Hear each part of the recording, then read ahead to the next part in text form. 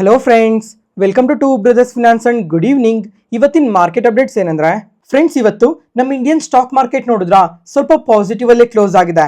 ಆದ್ರೆ ನಿನ್ನೆ ರಾತ್ರಿ US ಮಾರ್ಕೆಟ್ಸ್ ಮಾತ್ರ ನಿಯರ್ಲಿ 1% ವರ್ಗು ಫಾಲ್ ಆಗಿದೆ. ಈ ತರ ಫಾಲ್ ಆದ್ರೆ ಯಾವ ರೀಸನ್ಸ್ ಇಂದ ಫಾಲ್ ಆಗಿರ್ಬೋದು ಅಂತ ಕೂಡ ನಿನ್ನೆ ಮಾರ್ಕೆಟ್ ನ್ಯೂಸ್ ಅಲ್ಲೇನೆ ಮೆನ್ಷನ್ ಮಾಡಿದ್ದೆ. ಯಾಕಂದ್ರೆ ನಿನ್ನೆ ರಾತ್ರಿ US ಅಲ್ಲಿ FOMC ಮಿನಿಟ್ಸ್ ಮೀಟಿಂಗ್ ಇತ್ತು. ಆ ಮಿನಿಟ್ಸ್ ಮೀಟಿಂಗ್ ಅಲ್ಲಿ ಸ್ವಲ್ಪ ನೆಗೆಟಿವ್ ಸ್ಟೇಟ್ಮೆಂಟ್ಸ್ ಬಂದಿರೋ ಕಾರಣದಿಂದನೇ US ಮಾರ್ಕೆಟ್ಸ್ ಆ ತರ ನೆಗೆಟಿವ್ ಆಗಿ ರಿಯಾಕ್ಟ್ ಆಗಿರೋದು. ಫಸ್ಟ್ ಈಗ US ನ ಈ FOMC ಮಿನಿಟ್ಸ್ ಮೀಟಿಂಗ್ ಅಲ್ಲಿ ಏನೇನು ಔಟ್ಕಮ್ ಬಂದಿದೆ ಅಂತ ಡೀಟೇಲ್ ಆಗಿ ತಿಳ್ಕೊಳ್ಳೋಣ. ಫಸ್ಟ್, ಅನಲಿಸ್ಟ್ ಎಕ್ಸ್ಪೆಕ್ಟ್ ಮಾಡಿರೋ ತರನೇ ಈ FOMC ಮಿನಿಟ್ಸ್ ಮೀಟಿಂಗ್ ಅಲ್ಲಿ ಇಂಟ್ರೆಸ್ಟ್ ರೇಟ್ ಪರವಾಗಿ ಯಾವುದೇ ತರ ಚೇಂಜಸ್ ನ ತಗೊಂಡಿಲ್ಲ. ಹಾಗಾದ್ರೆ ಮಾರ್ಕೆಟ್ಸ್ಗೆ ಪಾಸಿಟಿವ್ ಆಗುತ್ತಲ್ವಾ ಅಂತ ನೀವು ಕೇಳ್ಬೋದು. ಈಗ ಇಂಟ್ರೆಸ್ಟ್ ರೇಟ್ ಅಲ್ಲಿ ಯಾವುದೇ ತರ ಚೇಂಜಸ್ ನ ತಗೊಂಡಿಲ್ಲ ಅಂತಂದ್ರೆ ಅದು ಮಾರ್ಕೆಟ್ಸ್ಗೆ ಪಾಸಿಟಿವ್ ಆಗುತ್ತೆ. ಆದ್ರೆ ಅದ್ರ ಜೊತೆಗೆ ಈ ಕೆವಿನ್ ವಾಶ್ ಅವರು ಇನ್ನೂ ಸ್ವಲ್ಪ ಸ್ಟೇಟ್ಮೆಂಟ್ಸ್ ನ ಕೂಡ ಮಾಡಿದ್ದಾರೆ. ಅದರಿಂದನೇ US ಮಾರ್ಕೆಟ್ಸ್ ಓವರ್ ನೈಟ್ ಅಲ್ಲಿ ಆ ತರ ನೆಗೆಟಿವ್ ಆಗಿ ರಿಯಾಕ್ಟ್ ಆಗಿರೋದು.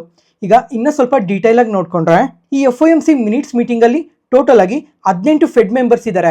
ಆ 18 ಫೆಡ್ ಮೆಂಬರ್ಸ್ ಅಲ್ಲಿ 9 ಫೆಡ್ ಮೆಂಬರ್ಸ್ ಈ 2026 ಅಲ್ಲಿ ಇಂಟ್ರೆಸ್ಟ್ ರೇಟ್ನ ಇನ್ಕ್ರೀಸ್ ಮಾಡಿದ್ರೇನೆ ಚೆನ್ನಾಗಿರುತ್ತೆ, ಯಾಕಂದ್ರೆ ಇನ್ಫ್ಲೇಷನ್ ತುಂಬಾನೇ ಜಾಸ್ತಿ ಇದೆ ಅಂತ ಇವರು ಸ್ಟೇಟ್ಮೆಂಟ್ಸ್ನ ಮಾಡಿದ್ದಾರೆ. ಅದ್ರ ಜೊತೆಗೆ ಈ ಮೀಡಿಯನ್ 2026 ರೇಟ್ ಪ್ರೊಜೆಕ್ಷನ್ ಆದ್ರೆ 3.37% ಇಂದ 3.75%ಗೆ ಇನ್ಕ್ರೀಸ್ ಮಾಡಿದ್ದಾರೆ. ಅದರಿಂದನೇ ಓವರ್ ಆಲ್ US ಮಾರ್ಕೆಟ್ಸ್ ಈ ತರ ನೆಗೆಟಿವ್ ಆಗಿ ರಿಯಾಕ್ಟ್ ಆಗಿರೋದು. ಅದ್ರ ಜೊತೆಗೆ ಈ 2026 GDP ಪ್ರೊಜೆಕ್ಷನ್ ಆದ್ರೆ ಕಟ್ ಮಾಡಿದ್ದಾರೆ 2.4% ಇಂದ 2.2%ಗೆ. ಅದರಿಂದನೂ ಕೂಡ US ಮಾರ್ಕೆಟ್ಸ್ ಈ ತರ ನೆಗೆಟಿವ್ ಆಗಿ ರಿಯಾಕ್ಟ್ ಆಗಿರೋದು. ಫ್ರೆಂಡ್ಸ್, ಈಗ ರೀಸೆಂಟ್ ಆಗಿ ನೋಡ್ಕೊಂಡ್ರೆ RBI ಕೂಡ ಇನ್ಫ್ಲೇಷನ್ ಟಾರ್ಗೆಟ್ನ ಇನ್ಕ್ರೀಸ್ ಮಾಡಿದ್ರು, ಮತ್ತೆ GDP ಪ್ರೊಜೆಕ್ಷನ್ನ ಕಟ್ ಮಾಡಿದ್ರು. ಅವಾಗಾದ್ರೆ ನಮ್ಮ ಇಂಡಿಯನ್ ಮಾರ್ಕೆಟ್ಸ್ ಕೂಡ ನೆಗೆಟಿವ್ ಆಗಿ ರಿಯಾಕ್ಟ್ ಆಗಿದ್ವು ಅಲ್ವಾ. ಅದೇ ಕಾರಣದಿಂದನೇ ಈಗ US ಮಾರ್ಕೆಟ್ಸ್ ಕೂಡ ಈ ತರ ನೆಗೆಟಿವ್ ಆಗಿ ರಿಯಾಕ್ಟ್ ಆಗಿರೋದು. ಮತ್ತೆ ಇದ್ರ ಜೊತೆಗೆ ಈ ಫ್ಯೂಚರ್ ರೇಟ್ ಪ್ರೊಜೆಕ್ಷನ್ ಬಗ್ಗೆ ಯಾವ ತರ ಅಪ್ಡೇಟ್ಸ್ ಬಂದಿದ್ದಾವೆ ಅಂತ ಕೇಳಿದ್ರೆ, ಈಗ ಈ ಫೆಡ್ ಚೇರ್ಮನ್ ಆದ ಕೆವಿನ್ ವಾಶ್ ಅವರು ಇವರು ಫಸ್ಟ್ ಟೈಮ್ ಫೆಡ್ ಚೇರ್ಮನ್ ಆಗಿ ಇವಾಗ ವರ್ಕ್ ಮಾಡ್ತಾ ಇದ್ದಾರೆ. ಇವರು ಈ ಫ್ಯೂಚರ್ ಪ್ರೊಜೆಕ್ಷನ್ ಬಗ್ಗೆ ಏನು ಹೇಳಿದ್ದಾರೆ ಅಂತಂದ್ರೆ, ಫ್ಯೂಚರ್ ಪ್ರೊಜೆಕ್ಷನ್ನ ಯಾರನ್ನು ಕೇಳಕ್ ಹೋಗ್ಬೇಡಿ, ಯಾವ್ಯಾವ ಟೈಮಲ್ಲಿ ಯಾವ ಥರ ಡೇಟಾಸ್ ಬರ್ತಾವೋ ಆ ಡೇಟಾಸ್ನ ನೋಡಿಕೊಂಡು ಇಂಟ್ರೆಸ್ಟ್ ರೇಟ್ ರಿಲೇಟೆಡ್ ಆಗಿ ನಾವು ಡಿಸಿಷನ್ನ ತಗೊಂತೀವಿ ಅಂತ ಹೇಳಿದ್ದಾರೆ. ಅದ್ರ ಜೊತೆಗೆ ಈ ಇನ್ಫ್ಲೇಷನ್ ಆದರೆ ಈಗ 3 ಇಯರ್ಸ್ ಹೈಯಲ್ಲಿ ಬಂದಿದೆ ಅಲ್ವಾ, ಅಂದರೆ 4.2% ಇದೆ ಈಗ US ಅಲ್ಲಿ ಇನ್ಫ್ಲೇಷನ್ನ ಮಾತ್ರ 2%ಗೆ ತರೋದಕ್ಕೆ ತುಂಬಾನೇ ಪ್ರಯತ್ನ ಪಡ್ತೀವಿ ಅಂತ ಸ್ಟೇಟ್ಮೆಂಟ್ಸ್ನ ಮಾಡಿದ್ದಾರೆ. ಫ್ರೆಂಡ್ಸ್, ಈಗ ಫಸ್ಟ್ ಆಫ್ ಆಲ್ ಇನ್ಫ್ಲೇಷನ್ ಈ ತರ 4.2% ಬರೋದಕ್ಕೆ ಮೇನ್ ರೀಸನ್ ಬಂದೇನೆ ಈ ಕ್ರೂಡ್ ಆಯಿಲ್ ಪ್ರೈಸಸ್ ಅಲ್ವಾ. ಈಗ ಕ್ರೂಡ್ ಆಯಿಲ್ ಪ್ರೈಸಸ್ ನೋಡಿದ್ರೇನೆ ಈ ರೀಸೆಂಟ್ ಟೈಮಲ್ಲಿ ತುಂಬಾನೇ ಫಾಲ್ ಆಗಿದೆ.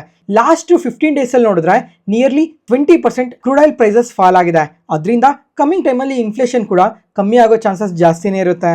ಎಕ್ಸಾಂಪಲ್, ಈಗ ನೆಕ್ಸ್ಟ್ ಮಂತ್ ಅಲ್ಲಿ ಇನ್ಫ್ಲೇಷನ್ ಡೇಟಾ ಅಪ್ಡೇಟ್ ಆಗುತ್ತಲ್ಲ, ಅವಾಗೇನಾದ್ರೂ ಬಿಲೋ 4% ಬರೋದು ಅಥವಾ 3.5% ಬಂದ್ರೆ ಅವಾಗೂ ಕೂಡ ಅದು ಮಾರ್ಕೆಟ್ಸ್ಗೆ ತುಂಬಾನೇ ಪಾಸಿಟಿವ್ ಆಗುತ್ತೆ. ಯಾಕಂದ್ರೆ ಲಾಸ್ಟ್ ಮಂತ್ಗೆ ಕಂಪೇರ್ ಮಾಡ್ಕೊಂಡ್ರೆ ಈಗ ಇನ್ಫ್ಲೇಷನ್ ಡೇಟಾ ತುಂಬಾನೇ ಕಮ್ಮಿ ಬಂದಿದೆ ಅಂತ ಅವಾಗ ಕೂಡ ಮಾರ್ಕೆಟ್ಸ್ ತುಂಬಾ ಪಾಸಿಟಿವ್ ಆಗಿ ಗ್ರೋ ಆಗುತ್ತೆ.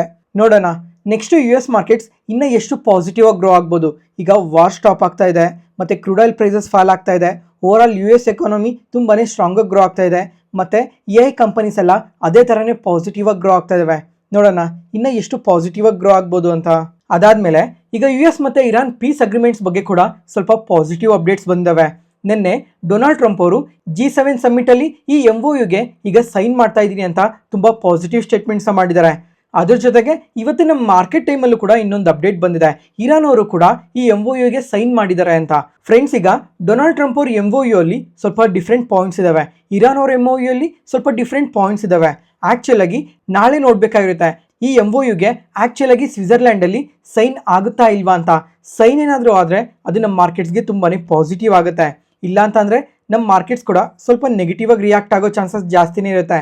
ಮತ್ತೆ ಡೊನಾಲ್ಡ್ ಟ್ರಂಪ್ ಅವರು ಕೂಡ ಇನ್ನೊಂದ್ಸಲ ಮೆನ್ಷನ್ ಮಾಡಿದ್ದಾರೆ, ಒಂದ್ ವೇಳೆ ಈ MOU ಏನಾದರೂ ಸೈನ್ ಆಗಲಿಲ್ಲ ಅಂದ್ರೆ ಇರಾನ್ ಮೇಲೆ ಮತ್ತೆ ಫ್ರೆಶ್ ಆಗಿ ಏರ್ ಸ್ಟ್ರೈಕ್ನ ಮಾಡ್ತೀನಿ ಅಂತ ಕೂಡ ಸ್ಟೇಟ್ಮೆಂಟ್ಸ್ನ ಮಾಡಿದ್ದಾರೆ. ನೋಡೋಣ ಇನ್ನೊಂದು ದಿನ ಕಾಯ್ದ್ರೆ ನಮಗೂ ಕ್ಲಿಯರ್ ಆಗಿ ಗೊತ್ತಾಗುತ್ತೆ ಈ MOU ಸೈನ್ ಆಗುತ್ತಾ ಇಲ್ವಾ ಅಂತ. ನೆಕ್ಸ್ಟ್ ಅದಾದ್ಮೇಲೆ ನಮ್ಮ ಇಂಡಿಯನ್ ಸ್ಟಾಕ್ ಮಾರ್ಕೆಟ್ ಬಗ್ಗೆ ಕೂಡ ತುಂಬಾನೇ ಇಂಟ್ರೆಸ್ಟಿಂಗ್ ಡೇಟಾಸ್ ಕೂಡ ಅಪ್ಡೇಟ್ ಆಗಿದೆ. ಫ್ರೆಂಡ್ಸ್, ಈಗ ಒಂದು 8 ಮಂತ್ಸ್ ಬ್ಯಾಕ್ ಮಾತಾಡ್ಕೊಂಡಿದ್ವಿ, ನೆನಪಿದ್ಯಾ? ಇಂಡಿಯಾ ಮತ್ತೆ UK ಫ್ರೀ ಟ್ರೇಡ್ ಅಗ್ರಿಮೆಂಟ್ ಕೂಡ ಕಂಪ್ಲೀಟ್ ಆಗ್ತಾ ಇದೆ ಅಂತ. ಈಗ ಈ ಅಗ್ರಿಮೆಂಟ್ ಏನೋ ಕಂಪ್ಲೀಟ್ ಆಗಿತ್ತು, ಆದರೆ ಎಫೆಕ್ಟಿವ್ ಆಗಿ ನಾವು ಯಾವಾಗ ಇಂಡಿಯಾದಿಂದ UKಗೆ ತುಂಬ ಪ್ರಾಡಕ್ಟ್ಸ್ನ ಎಕ್ಸ್ಪೋರ್ಟ್ ಮಾಡ್ಬೋದು, ಅದು ಕಮ್ಮಿ ಟ್ಯಾರಿಫಲ್ಲಿ ಅಂತ ಅಂದರೆ ಇದು ಜುಲೈ 15th ಇಂದ ಶುರು ಆಗುತ್ತೆ. ಆ ಕಾರಣದಿಂದನೇ ಇವತ್ತು ನಮ್ಮ ಇಂಡಿಯನ್ ಸ್ಟಾಕ್ ಮಾರ್ಕೆಟಲ್ಲಿ ಈ ಟೆಕ್ಸ್ಟೈಲ್ ಕಂಪನೀಸ್ ನೋಡಿದ್ರಾ ತುಂಬ ಪಾಸಿಟಿವ್ ಆಗಿ ಗ್ರೋ ಆಗಿದ್ದಾವೆ. Example Gokul Das exports, Arvind fashions, ಈ ತರ ಹಲವಾರು ಕಂಪನೀಸ್ ಇವತ್ತು ತುಂಬಾನೇ ಪಾಸಿಟಿವ್ ಆಗಿ ಗ್ರೋ ಆಗಿದ್ದಾವೆ. ಬರೀ ಇದು ಆಟೋ ಸೆಕ್ಟರ್ಗೆ ಮಾತ್ರನೇ ಪಾಸಿಟಿವ್ ಆಗಲ್ಲ, ಇನ್ನು ಹಲವಾರು ಸೆಕ್ಟರ್ಸ್ಗೆ ಇದು ಪಾಸಿಟಿವ್ ಆಗುತ್ತೆ. Auto components, pharmaceuticals, steel, agriculture products, ಈ ತರ ಹಲವಾರು ಸೆಕ್ಟರ್ಸ್ಗೆ ಇದು ತುಂಬಾನೇ ಪಾಸಿಟಿವ್ ಆಗುತ್ತೆ. ಅದ್ರ ಜೊತೆಗೆ ಇನ್ನೊಂದು ಸೆಕ್ಟರ್ಗೆ ಇದು ಪಾಸಿಟಿವ್ ಆಗುತ್ತೆ. ಯಾವುದು ಅಂದರೆ ಅದು ಆಲ್ಕೋಹಾಲ್ ಸೆಕ್ಟರ್. ಯಾಕಂದ್ರೆ UK ಇಂದ ತುಂಬಾನೇ ಸ್ಕಾಚ್ ವಿಸ್ಕಿನ ಇಂಪೋರ್ಟ್ ಮಾಡ್ಕೊತೀವಿ. ಆ ಇಂಪೋರ್ಟ್ ಮಾಡ್ಕೊಳೋದ್ರ ಮೇಲೆ 150% ಇಂಪೋರ್ಟ್ ಡ್ಯೂಟೀಸ್ ಇತ್ತು. ಆದರೆ ಈಗ ಈ ಫ್ರೀ ಟ್ರೇಡ್ ಅಗ್ರಿಮೆಂಟ್ ಕಂಪ್ಲೀಟ್ ಆಗಿರೋ ಕಾರಣದಿಂದ ಆ ಇಂಪೋರ್ಟ್ ಡ್ಯೂಟೀಸ್ನ 150%ಇಂದ 75%ಗೆ ಕಮ್ಮಿ ಮಾಡಿದ್ದಾರೆ. ಅದರಿಂದ United Spirits, Allied Blenders, Radico Khaitan, Tilak Nagar Industries, ಈ ತರ ಇನ್ನೂ ಹಲವಾರು ಕಂಪನೀಸ್ಗೆ ಇದು ತುಂಬಾನೇ ಪಾಸಿಟಿವ್ ಆಗುತ್ತೆ. ಮತ್ತೆ ಇವಾಗೇನೋ ಆ ಇಂಪೋರ್ಟ್ ಡ್ಯೂಟೀಸ್ನ 75%ಗೆ ಕಮ್ಮಿ ಮಾಡ್ತಾ ಇದಾರಲ್ವಾ, ನೆಕ್ಸ್ಟ್ 10 ಇಯರ್ಸ್ಗೆ ಆ 75%ಇಂದ ಅದು 40%ಗೆ ಡ್ರಾಪ್ ಆಗುತ್ತೆ. ಅವಾಗ ಕೂಡ ಅದು ನಮ್ಮ ಇಂಡಿಯಾಗೆ ತುಂಬಾನೇ ಪಾಸಿಟಿವ್ ಆಗುತ್ತೆ. ಮತ್ತೆ ಫ್ರೆಂಡ್ಸ್, ಈಗ ಆಗಲೇ ಮೆನ್ಷನ್ ಮಾಡ್ದಂಗೆ ಈ G7 ಸಮ್ಮಿಟಲ್ಲಿ ಡೊನಾಲ್ಡ್ ಟ್ರಂಪ್ ಅವ್ರ ಬಗ್ಗೆ ಹೇಳಿದೆ ಅಲ್ವಾ, ಇದೇ G7 ಸಮ್ಮಿಟಲ್ಲಿ ನರೇಂದ್ರ ಮೋದಿ ಅವರು ಕೂಡ ಫ್ರಾನ್ಸ್ಗೆ ಹೋಗಿದ್ದಾರೆ. ಈಗ ಡೊನಾಲ್ಡ್ ಟ್ರಂಪ್ ಅವರು ಮತ್ತು ನರೇಂದ್ರ ಮೋದಿ ಅವರು ಆ G7 ಸಮ್ಮಿಟಲ್ಲಿ ಇಂಡಿಯಾ US ಟ್ರೇಡ್ ಡೀಲ್ ಬಗ್ಗೆ ಕೂಡ ಮಾತಾಡಿದ್ದಾರೆ. ನೆಕ್ಸ್ಟ್ ಫ್ಯೂ ವೀಕ್ಸಲ್ಲಿ India US trade deal first tranche complete ಆಗುತ್ತೆ ಅಂತ ಕೂಡ ಪಾಸಿಟಿವ್ ಸ್ಟೇಟ್ಮೆಂಟ್ಸ್ ಮಾಡಿದ್ದಾರೆ. ಅದ್ರ ಜೊತೆಗೆ ಡೊನಾಲ್ಡ್ ಟ್ರಂಪ್ ಅವರಾದರೆ ನರೇಂದ್ರ ಮೋದಿ ಅವರ ಪರವಾಗಿ ತುಂಬಾನೇ ಪಾಸಿಟಿವ್ ಸ್ಟೇಟ್ಮೆಂಟ್ಸ್ನೆಲ್ಲ ಮಾಡಿದ್ದಾರೆ. ಮತ್ತೆ ಇನ್ನೊಂದು ವಿಚಾರ ಪ್ರತಿಯೊಬ್ಬರಿಗೂ ತಿಳಿಸ್ಬೇಕು ಅಂತ ಇದ್ದೀನಿ. ನಾಳೆ ಸ್ವಲ್ಪ ಬೇರೆ ಕೆಲಸ ಇದೆ, ಆ ಕಾರಣದಿಂದ ನಾಳೆ ಮಾರ್ಕೆಟ್ ನ್ಯೂಸ್ನ ಅಪ್ಲೋಡ್ ಮಾಡೋಕ್ಕಾಗಲ್ಲ. ಮತ್ತೆ ಸೋಮವಾರದಿಂದ ಈ ಮಾರ್ಕೆಟ್ ನ್ಯೂಸ್ ಅನಾಲಿಸಿಸ್ ವೀಡಿಯೋಸ್ನ ಕಂಪ್ಲೀಟಾಗಿ ಸ್ಟಾಪ್ ಮಾಡ್ತಾ ಇದ್ದೀನಿ. ಯಾಕಂದರೆ ನಾವು ಎಷ್ಟೇ ಒಳ್ಳೆ ಕಂಟೆಂಟ್ನ ತಂದರೂ ಸಹ ಆ ವಿಡಿಯೋಸ್ ತುಂಬ ಜನಗಳಿಗೆ ರೀಚ್ ಆಗ್ತಾ ಇಲ್ಲ. ನಮ್ಮ ಮಾರ್ಕೆಟ್ ನ್ಯೂಸ್ ಅನಾಲಿಸಿಸ್ ವೀಡಿಯೋಸಲ್ಲಿ ನೋಡಿದ್ರೆ ಕಂಪ್ಲೀಟಾಗಿ ಪ್ರತಿಯೊಂದನ್ನು ಕವರ್ ಮಾಡಿರ್ತೀವಿ. ನಮ್ಮ ಇಂಡಿಯನ್ ಸ್ಟಾಕ್ ಮಾರ್ಕೆಟ್ ಬಗ್ಗೆ ಕವರ್ ಮಾಡ್ತೀವಿ, ಗ್ಲೋಬಲ್ ಮಾರ್ಕೆಟ್ಸ್ ಬಗ್ಗೆ ಕವರ್ ಮಾಡ್ತೀವಿ, ಜಿಯೋ ಪಾಲಿಟಿಕ್ಸ್ ಮತ್ತು ಗ್ರೋತ್ ಸೆಕ್ಟರ್, ಈ ಥರ ಪ್ರತಿಯೊಂದನ್ನು ಕವರ್ ಮಾಡ್ತಾ ಇದ್ರು ಸಹ ತುಂಬ ಜನಗಳಿಗೆ ಈ ಮಾರ್ಕೆಟ್ ನ್ಯೂಸ್ ಅನಾಲಿಸಿಸ್ ವೀಡಿಯೋಸ್ ಅನ್ನೋದು ರೀಚ್ ಆಗ್ತಾ ಇಲ್ಲ. ಜೊತೆಗೆ ನಮ್ಮ ಮಾರ್ಕೆಟ್ ನ್ಯೂಸ್ ಅನಾಲಿಸಿಸ್ ವೀಡಿಯೋಸಲ್ಲಿ ಮಾರ್ಕೆಟಲ್ಲಿ ರ್ಯಾಲಿ ಆಗೋದಕ್ಕೂ ಮುಂಚೆನೇ ಐಡೆಂಟಿಫೈ ಮಾಡಿ ತುಂಬ ವ್ಯಾಲ್ಯೂಬಲ್ ಇನ್ಫಾರ್ಮೇಷನ್ನ ಕೂಡ ಶೇರ್ ಮಾಡ್ತಾ ಇದ್ವಿ. ಎಕ್ಸಾಂಪಲ್ ಅಂದರೆ ಈ ಗೋಲ್ಡ್ ಆ್ಯಂಡ್ ಸಿಲ್ವರ್ ರ್ಯಾಲಿ ಯಾವಾಗ ಶುರು ಆಯ್ತು ಹೇಳಿ, ಆ ರ್ಯಾಲಿ ಶುರು ಆಗೋದಕ್ಕೂ ಮುಂಚೆನೇ ಐಡೆಂಟಿಫೈ ಮಾಡಿ ಕಮಿಂಗ್ ಟೈಮಲ್ಲಿ ಇವೆಲ್ಲ ತುಂಬ ಪಾಸಿಟಿವ್ ಆಗಿ ಗ್ರೋ ಆಗ್ತವೆ ಅಂತ ಹೇಳಿದ್ವಿ. ಗೋಲ್ಡ್ ಆದರೆ ಆ ಟೈಮಲ್ಲಿ ಗ್ರಾಮ್ 6000 ಟ್ರೇಡ್ ಆಗ್ತಾ ಇತ್ತು, ಸಿಲ್ವರ್ ಆದರೆ ಕೆಜಿಗೆ 80,000 ಅವಾಗೇ ಅದನ್ನು ಐಡೆಂಟಿಫೈ ಮಾಡಿ ತುಂಬ ಸಲ ಮಾರ್ಕೆಟ್ ನ್ಯೂಸಲ್ಲಿ ಮೆನ್ಷನ್ ಮಾಡಿದ್ದೆ. ಅದಾದಮೇಲೆ ಡಿಫೆನ್ಸ್ ಸ್ಟಾಕ್ಸ್ ಎಷ್ಟು ರ್ಯಾಲಿ ಆಗಿದ್ದಾವೆ ಅಂತ ನಿಮಗೆ ಗೊತ್ತಿದೆ ಈ ರೀಸೆಂಟ್ ಟೈಮಲ್ಲಿ. ಅದೇ ಥರ ಪವರ್ ಸೆಕ್ಟರ್, ಈ ಥರ ಹೇಳ್ತಾ ಹೋದರೆ ಹಲವಾರು ಸೆಕ್ಟರ್ಸ್ನ ಅಥವಾ ಹಲವಾರು ಸ್ಟಾಕ್ಸ್ನ ರ್ಯಾಲಿ ಆಗೋದಕ್ಕೂ ಮುಂಚೆನೇ ಐಡೆಂಟಿಫೈ ಮಾಡಿ ನಿಮಗೆ ತಿಳಿಸ್ತಾನೆ ಇದ್ವಿ. ಈ ಥರ ವೀಡಿಯೋಸ್ನೆಲ್ಲ ತುಂಬ ತಂದಿದ್ರೂ ಸಮೇತ ಜನಗಳಿಗೆ ವೀಡಿಯೋಸ್ ಅನ್ನೋದು ರೀಚ್ ಆಗ್ತಾ ಇಲ್ಲ. ಅದಕ್ಕೋಸ್ಕರ ಈ ಮಾರ್ಕೆಟ್ ನ್ಯೂಸ್ ಅನಾಲಿಸಿಸ್ ವೀಡಿಯೋಸ್ ಏನಿದ್ದಾವೆ ಅವನ್ನ ಈಗ ಕಂಪ್ಲೀಟಾಗಿ ಸ್ಟಾಪ್ ಮಾಡ್ತಾ ಇದ್ದೀವಿ. ಜೊತೆಗೆ ನೆಕ್ಸ್ಟ್ ಏನನ್ನು ಮಾಡ್ತೀವಿ ಅಂತ ಅಂದರೆ, ಪ್ರತಿದಿನ ನಮ್ಮ ಇಂಡಿಯನ್ ಸ್ಟಾಕ್ ಮಾರ್ಕೆಟ್ ಬಗ್ಗೆ ಒಂದಲ್ಲ ಒಂದು ಇನ್ಫಾರ್ಮೇಷನ್ನ ಯೂಟ್ಯೂಬಲ್ಲಿ ಶಾರ್ಟ್ಸ್ ಮುಖಾಂತರ ಅಥವಾ ಇನ್ಸ್ಟಾಗ್ರಾಮಲ್ಲಿ ರೀಲ್ಸ್ ಮುಖಾಂತರ ಪ್ರತಿದಿನ ಒಂದು ರೀಲ್ನ ಶೇರ್ ಮಾಡ್ತಾನೆ ಇರ್ತೀವಿ.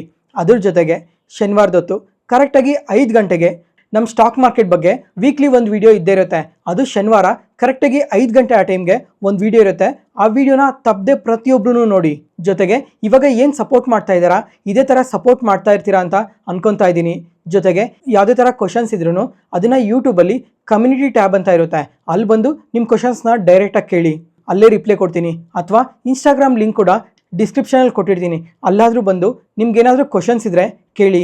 ಮತ್ತು ಇದೇ ಥರ ಸಪೋರ್ಟ್ ಮಾಡ್ತಾ ಇರ್ತೀರಾ ಅಂತ ಆಶಿಸ್ತಾ ಇದ್ದೀನಿ. ಮತ್ತು ಪ್ರತಿದಿನ ನಮ್ಮ ಮಾರ್ಕೆಟ್ ನ್ಯೂಸ್ ಅನಾಲಿಸಿಸ್ ವೀಡಿಯೋಸ್ನ ಪ್ರತಿದಿನ ನೋಡ್ತಾ ನಮ್ಮನ್ನು ಲಾಸ್ಟ್ 1 ವರ್ಷದಿಂದ ತುಂಬಾ ಸಪೋರ್ಟ್ ಮಾಡ್ತಾನೆ ಬರ್ತಾ ಇದ್ದೀರಾ. ಅವ್ರನ್ನಂತೂ ಯಾವುದೇ ಕಾರಣಕ್ಕೂ ಮರೆಯಲ್ಲ. ಜೊತೆಗೆ ಈ ಚಾನಲ್ನ ಸಬ್ಸ್ಕ್ರೈಬ್ ಮಾಡಿರೋ ಪ್ರತಿಯೊಬ್ಬರೂ ಎಂದೂ ಡಿಸಪಾಯಿಂಟ್ ಮಾಡಲ್ಲ. ಯಾಕಂದರೆ ನಮ್ಮ ಚಾನಲಲ್ಲಿ ಪ್ರತಿಯೊಂದು ವಿಡಿಯೋ ಏನಿದೆ ಅದು ತುಂಬಾ ವ್ಯಾಲ್ಯೂಬಲ್ ಇನ್ಫಾರ್ಮೇಷನ್ನ ಶೇರ್ ಮಾಡ್ತಾನೆ ಇರ್ತೀವಿ. ಕಮಿಂಗ್ ಟೈಮಲ್ಲೂ ಕೂಡ ಇನ್ಫಾರ್ಮೇಷನ್ ಇನ್ನೂ ಜಾಸ್ತಿ ಮಾಡಿ ತುಂಬ ಒಳ್ಳೆ ಕಂಟೆಂಟ್ನ ತೊಗೊಂಬಂದು ನಿಮ್ಮ ಮುಂದೆ ಇಡ್ತೀವಿ. Thank you.